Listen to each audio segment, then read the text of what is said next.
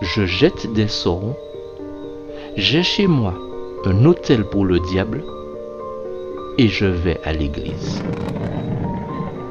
Cette terrible et paradoxale déclaration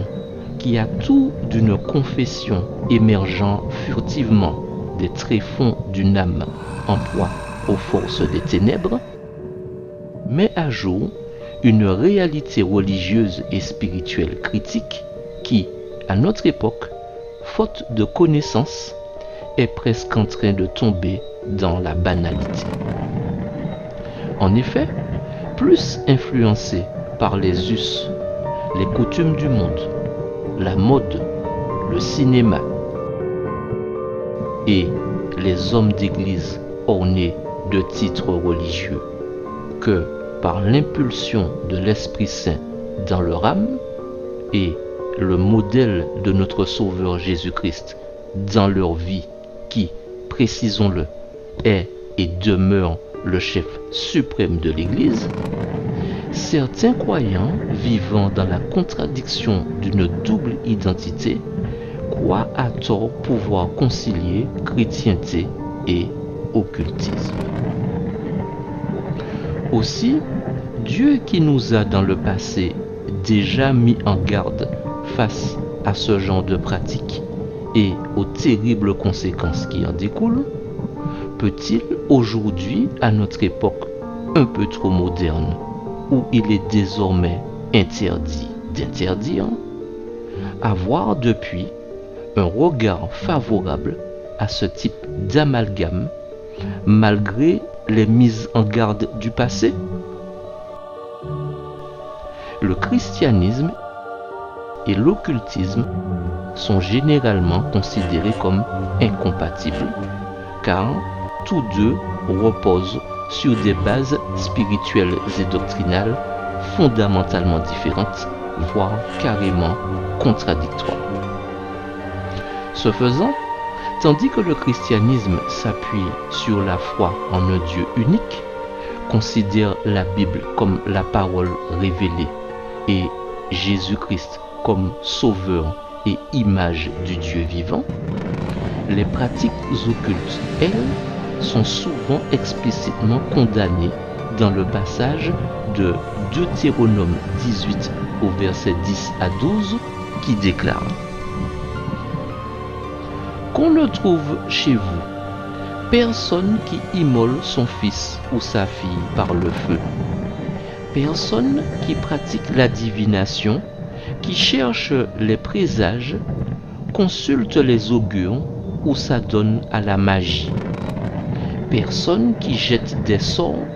consulte les spirites et les devins ou interroge les morts. Car le Seigneur a en abomination ceux qui se livrent à de telles pratiques.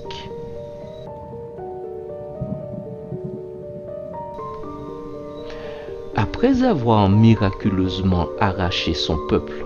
de la servitude et de l'idolâtrie égyptienne, étant désormais à sa tête,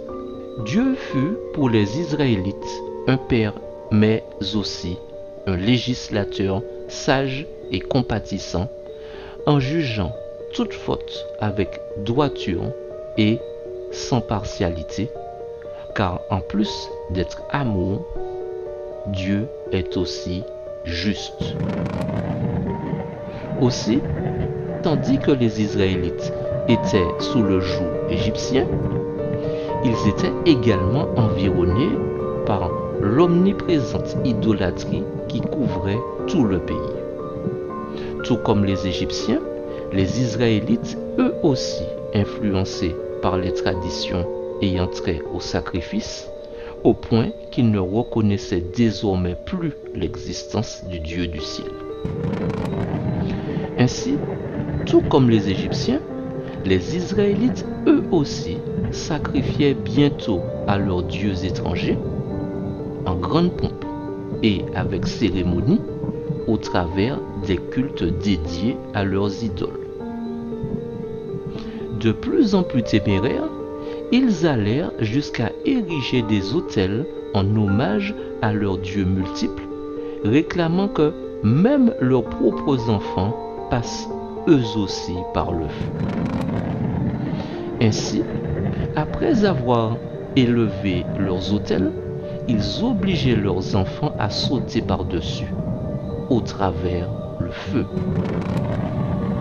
S'ils pouvaient le faire sans se brûler, les prêtres de l'idole et les gens comprenaient que c'était l'évidence que leur Dieu avait accepté leur offrande et qu'il favorisait tout particulièrement la personne qui était passée par l'épreuve du feu. Ce faisant, il la comblait davantage et, même plus tard, elle était très estimée pour tout le peuple, impliquant qu'il n'était jamais permis de la châtier, quelle que soit la gravité de ses crimes. Par contre, si une personne qui sautait au travers le feu avait l'infortune de se brûler, son destin était scellé, puisqu'il pensait qu'à ce moment, que leur Dieu était en colère et qu'il ne s'apaiserait qu'avec la vie de la malheureuse victime qui était finalement offerte en sacrifice sur les autels de leur idole. Tragiquement, même quelques enfants d'Israël s'étaient avilis au point de pratiquer ces mêmes abominations et Dieu permit que tous les enfants de son peuple qui traversaient le feu soient brûlés eux aussi. N'atteignant pas les excès des nations païennes, Dieu les priva néanmoins de leurs enfants en faisant que le feu les consumât lorsqu'ils passaient au-dessus. Parce que le peuple de Dieu avait des idées confuses au sujet des cérémonies des sacrifices d'offrande, et parce qu'il avait confondu les traditions païennes avec son culte d'adoration, Dieu consentit à leur donner des instructions précises pour qu'ils puissent comprendre la véritable importance des sacrifices opérés qui ne devaient durer que jusqu'à la mort de l'agneau de Dieu, le grand antitype de tous leurs sacrifices offerts, l'ultime sacrifice, Jésus-Christ de Nazareth. De son côté, l'occultisme, englobant toute pratique et croyance ésotérique, consiste à manipuler des forces spirituelles ou à accéder à des connaissances cachées, souvent en dehors d'un cadre monothéiste, par le biais par exemple de la divination, de la magie, de la sorcellerie, de la nécromancie en invoquant les morts,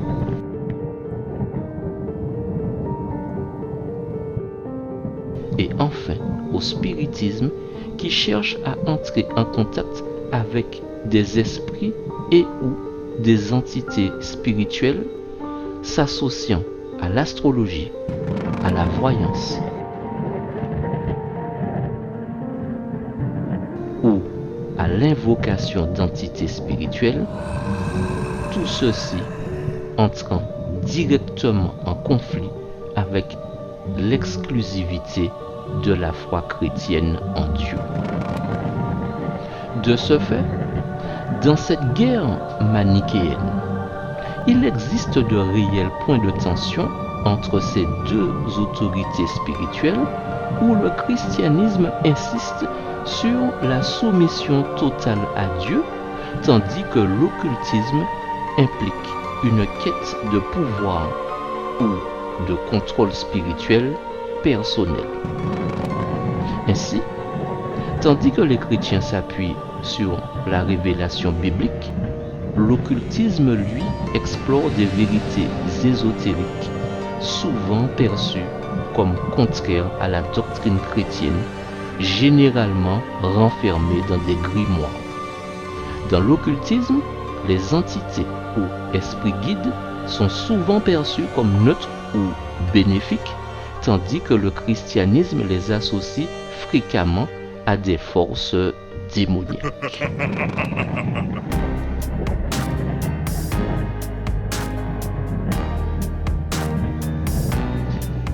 En outre, certains courants, comme le gnosticisme chrétien ou certaines formes de mysticisme, y ont parfois intégré des éléments ésotériques impliquant que ces approches soient souvent rejetées par les branches majoritaires du christianisme comme hérétiques, apocryphes ou non conformes. Ainsi, pour la majorité des chrétiens, l'occultisme est et demeure incompatible avec leur foi car s'oppose aux enseignements bibliques et à la centralité de Dieu. Toutefois, des individus ou groupes syncrétiques essaient souvent de les combiner, bien que cela soit marginal et controversé. Historiquement, l'Église chrétienne a rejeté l'occultisme, le considérant comme une forme d'idolâtrie ou d'hérésie. Aussi, les mouvements ésotériques comme la théosophie ou le New Age ont souvent été critiqués par les théologiens chrétiens. Par ailleurs, certains chrétiens, notamment dans des contextes syncrétiques, y intègrent des pratiques occultes par des rituels folkloriques, mais cela est généralement vu comme une déviation des enseignements orthodoxes. En outre, quelques courants chrétiens ésotériques ont tenté de concilier des éléments occultes avec le christianisme, mais ils restent non reconnus par les principales confessions. Des pratiques comme la méditation ou l'étude des symboles demeurent proches de l'occultisme, même dans un cadre chrétien prétendument orienté vers Dieu, où elles font malgré tout appel à des connaissances mystiques et donc à des forces ésotériques. Dans leur essence, le christianisme et l'occultisme demeurent incompatibles, car tandis que le premier exige une fidélité exclusive à Dieu et rejette les pratiques spirituelles alternatives, le second pousse des individus ou des groupes à tenter des syncrétismes, souvent au prix de tensions avec les doctrines chrétiennes établies, au pire, d'aliénation mentale, de malédiction,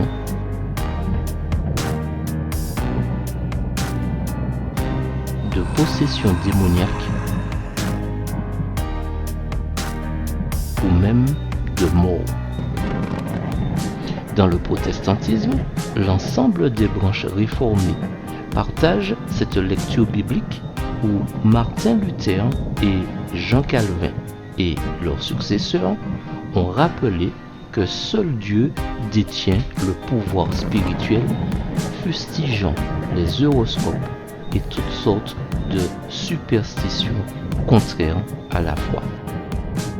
L'autorité même des Écritures en protestantisme conduit ainsi à rejeter toute forme d'ésotérisme qui s'affranchit du message chrétien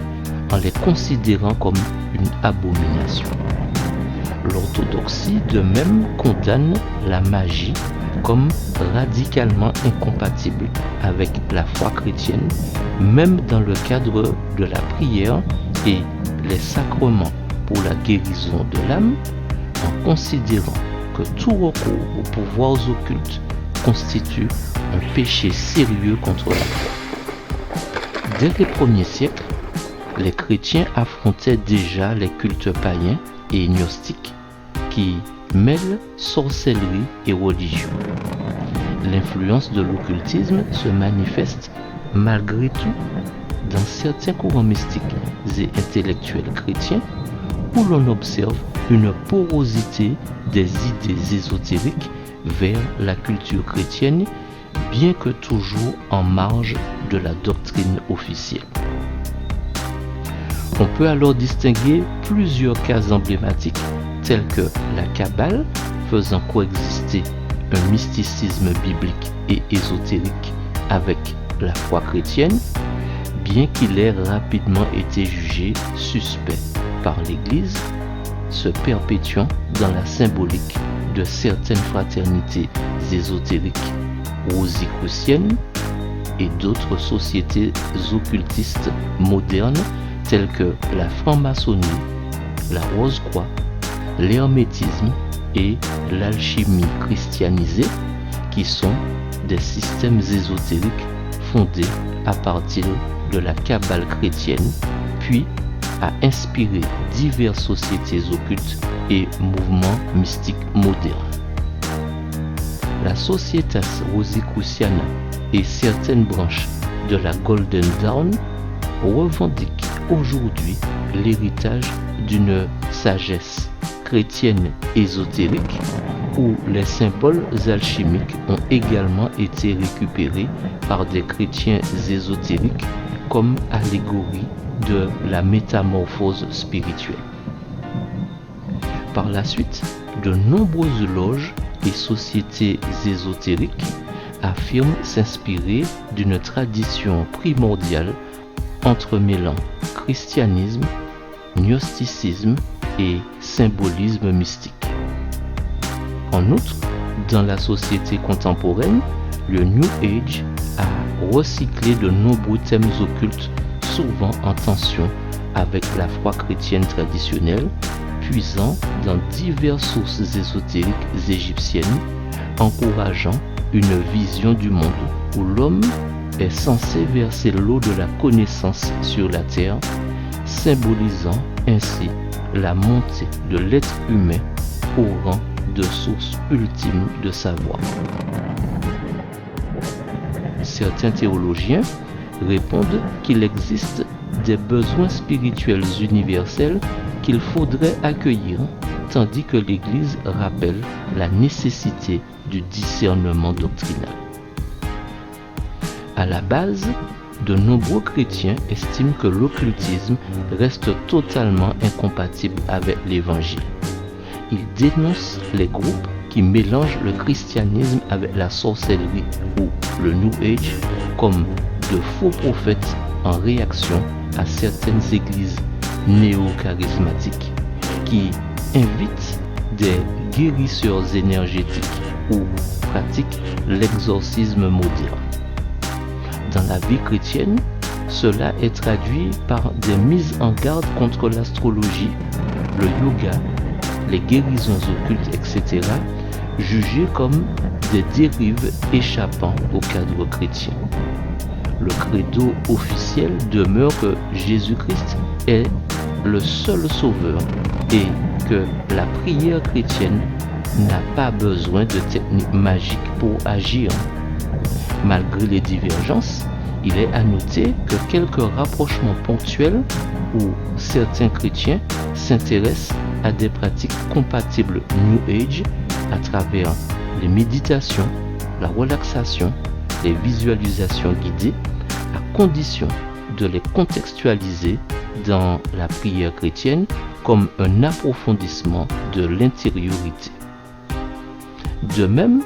des spiritualités orientales entrent aujourd'hui dans certains monastères sous forme laïque, souvent présentés comme des exercices corporels ou psychiques. Mais l'Église recommande la prudence et propose le dialogue, tandis que d'autres confessions chrétiennes maintiennent une position stricte de séparation. Les auteurs chrétiens d'aujourd'hui insistent sur le discernement, les pratiques spiritualistes pouvant interpeller des besoins profonds de l'âme, mais elles doivent être jugées à l'aune du message évangélique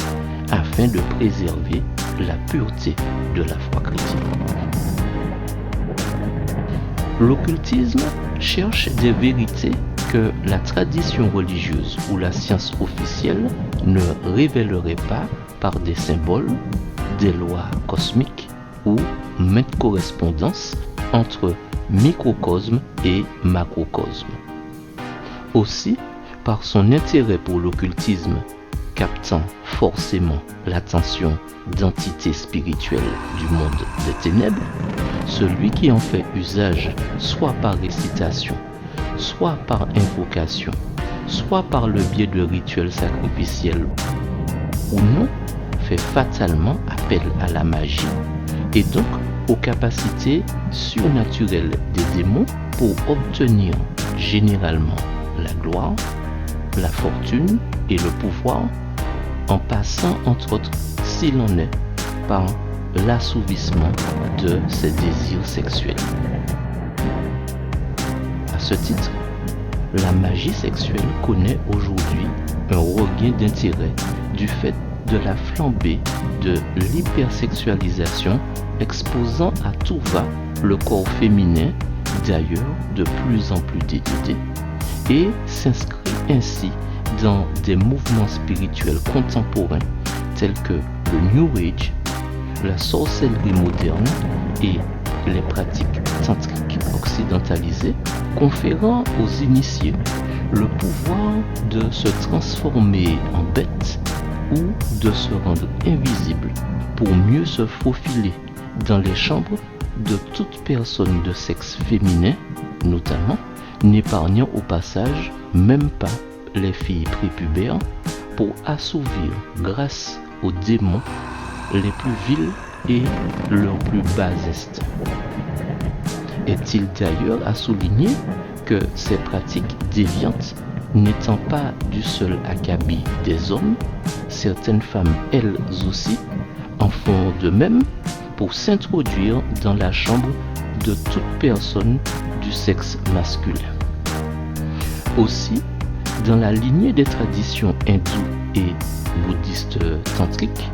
la sexualité est un moyen, selon eux, de transcender la dualité et d'éveiller la force vitale logée à la base de la colonne vertébrale. L'occultisme sexualisé postule que la force sexuelle est une puissance subtile, exploitable pour agir sur le réel, tandis que la mystique chrétienne la considère avant tout comme un don sacré à vivre exclusivement dans le cadre du mariage, ainsi que dans celui du respect de la personne. Comme pour toute magie, la dimension ésotérique suppose une transmission contrôlée et confidentielle où seuls les initiés présents au cercle supérieur accèdent aux rituels sexuels perçus indéniablement comme sacrés. En outre, en matière de pouvoir, l'occultisme mise sur l'idée que l'influence politique peut passer par des forces invisibles plutôt que par la légitimité contractuelle ou élective. Ainsi, certains dirigeants populistes cultivent d'ailleurs un style mystique pour créer une relation charismatique forte avec les partisans au-delà du simple discours politique. Les rituels occultes peuvent dès lors servir à manipuler les foules quand des discours pseudo-mystiques remplacent le débat rationnel. En résumé, les pratiques occultes remplissent simultanément des visées cognitives donnant accès à des connaissances cachées psychospirituelles à visée personnelle. Leur cohérence repose sur la conviction que le monde visible n'est qu'une surface et, en maîtrisant les lois et les symboles du monde invisible, l'adepte entend agir pleinement sur sa propre existence et sur la réalité qui l'entoure. De manière pragmatique, la Bible condamne expressément toute pratique de magie, de divination, de sorcellerie et d'évocation d'esprit, et ceux qui s'y adonnent sont avertis d'une exclusion radicale du peuple de Dieu, d'un jugement et d'une condamnation spirituelle sans équivoque faisant office de malédiction. Le sort de ceux qu'elle attire et celui de ceux qui s'y adonnent est généralement dépeint comme une conséquence de leurs actions et de leur attitude envers Dieu et envers les autres. En général, ils rencontrent la ruine, la destruction, le jugement divin, en dépit du fait qu'ils sont préalablement amenés à se repentir avant d'être exterminés. D'ailleurs, le Dieu de la Bible qui ne change pas et que nous servons, n'a-t-il pas expressément dit dans Lévitique 19 au verset 31 : « Ne vous tournez point vers ceux qui évoquent les esprits, ni vers les devins. Ne les recherchez point, de peur de vous souiller avec eux, et de rappeler : je suis l'Éternel votre Dieu. » Plus loin, dans Ésaïe 47 au verset 11 à 12, de poursuivre. Tu avais confiance dans ta méchanceté. Tu disais : personne ne me voit. Ta sagesse et ta science t'ont séduite. Le malheur viendra sur toi sans que tu en voies l'aurore. La calamité tombera sur toi sans que tu puisses la conjurer. Et la ruine fondra sur toi tout à coup à l'improviste. Reste donc au milieu de tes enchantements et de la multitude de tes sortilèges auxquels tu as consacré ton travail. Il n'y aura personne qui vienne à ton secours. Et dans Apocalypse 22 au verset 15, d'achever : dehors les chiens, les sorciers, ceux qui vivent dans l'immoralité sexuelle, les meurtriers, les idolâtres et tous ceux qui aiment et pratiquent le mensonge. Par toutes ces mises en garde, nous comprendrons aisément que tout adepte de sciences occultes, tout amateur d'une quelconque forme de magie et tout sorcier ou sorcière est déjà en jugement devant Dieu. Par ailleurs, pour tous ceux qui les craignent, tout comme aucun démon n'a de pouvoir sur le Christ, aucun sorcier n'a non plus aucun pouvoir sur celui qui, en plus de reconnaître Jésus comme le Sauveur et l'égal de Dieu, a définitivement renoncé au péché et recouvert du sang du Christ versé à la croix, qu'il sert journalièrement dans la soumission intégrale en esprit, en vérité et dans la repentance. C'est pourquoi aussi Dieu l'a souverainement élevé et lui a donné le nom qui est au-dessus de tout nom, afin qu'au nom de Jésus, tout genou fléchisse dans les cieux, sur la terre et sous la terre, et que toute langue confesse que Jésus-Christ est Seigneur, à la gloire de Dieu le Père.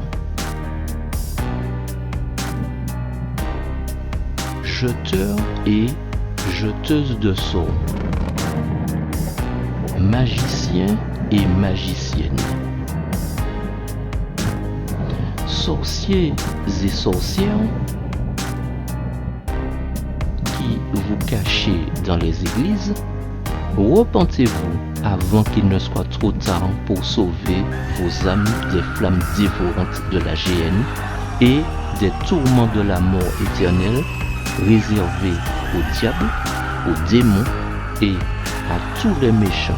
qui auront cédé à leurs enchantements.